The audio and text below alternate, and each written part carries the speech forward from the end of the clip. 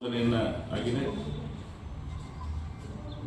ಇದು ಕೊಟ್ಟು ನೀರು ಈ ಮೂರು ಯೋಜನೆ ಕೂಡಿ 3.245 TMC ಇನ್ನು ಕೃಷ್ಣಾ ಮೇಲ್ದಂಡೆ ಯೋಜನೆಯ ಹಂಚಿಕೆ ನಮ್ಗೆ ಆ ಅಡಿಯಲ್ಲೇ ಪರಿಗಣಿಸಿ ಈ ಯೋಜನೆಯನ್ನು ನಾವು ರೂಪಿಸಿದ್ವಿ.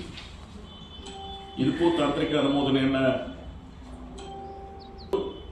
2024 ಏನು ನಮ್ಮ ಸರ್ಕಾರ ರಚನೆ ಆಗಬೇಕು ಕೊಟ್ಟಿದ್ದೀವಿ.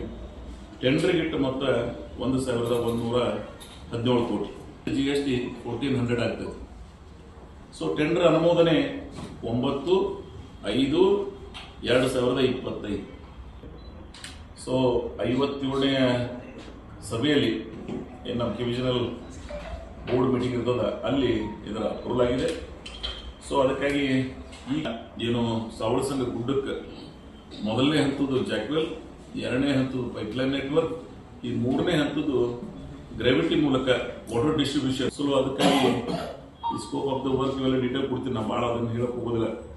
ಇದು ಇಂಡಿ ವಿಧಾನಸಭಾ ಕ್ಷೇತ್ರದ 28 ಹಳ್ಳಿಗಳು, ನಾಗಠಾಣ ಕ್ಷೇತ್ರದ 10 ಹಳ್ಳಿಗಳಿಗೆ, ಅಂದ್ರೆ 38 ಹಳ್ಳಿಗಳಿಗೆ ಇದರಿಂದ ಅನುಕೂಲ ಆಗಿದೆ ಈ ನೀರಿನ ವಿತರಣಾ ವ್ಯವಸ್ಥೆ. ಸೊ 28,000 ಹೆಕ್ಟೇರ್, ಇದರಲ್ಲಿ 50